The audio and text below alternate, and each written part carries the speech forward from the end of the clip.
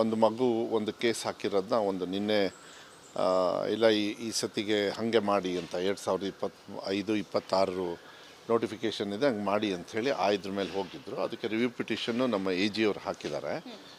But ಇದಕ್ಕಿಂತ ಮುಂಚೆ ಹಾಕಿರೋದ್ರಲ್ಲಿ ಅವರು ಜನರಲಾಗಿ ಹೋಗಿದ್ದರು. PIL ಅಲ್ಲಿ ಅವರಿಗೆ ಯಾರು PIL ಹಾಕಿದ್ರು ಅವರು ಕೂಡ ದಂಡ ಹಾಕಿದರು. ಮತ್ತು ಕೆಲವು ಹಿಂದಿ ಟೀಚರ್ಸು ಅವರು ಕೂಡ ಕೇಸ್ ಹಾಕಿದವರು ಅವರು ವಿಡ್ರಾ ಮಾಡ್ಕೊಂಡಿದ್ದಾರೆ.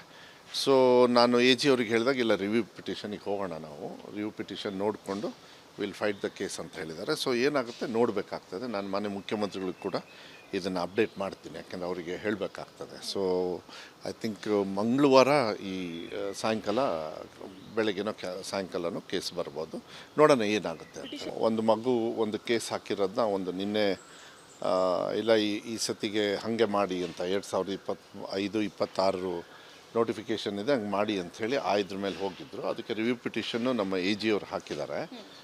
ಬಟ್ ಇದಕ್ಕಿಂತ ಮುಂಚೆ ಹಾಕಿರೋದ್ರಲ್ಲಿ ಅವರು ಜನರಲಾಗಿ ಹೋಗಿದ್ದರು. PIL ಅಲ್ಲಿ ಅವರಿಗೆ ಯಾರು PIL ಹಾಕಿದ್ರು ಅವರು ಕೂಡ ದಂಡ ಹಾಕಿದರು. ಮತ್ತು ಕೆಲವು ಹಿಂದಿ ಟೀಚರ್ಸು ಅವರು ಕೂಡ ಕೇಸ್ ಹಾಕಿದವರು ಅವರು ವಿಡ್ರಾ ಮಾಡ್ಕೊಂಡಿದ್ದಾರೆ.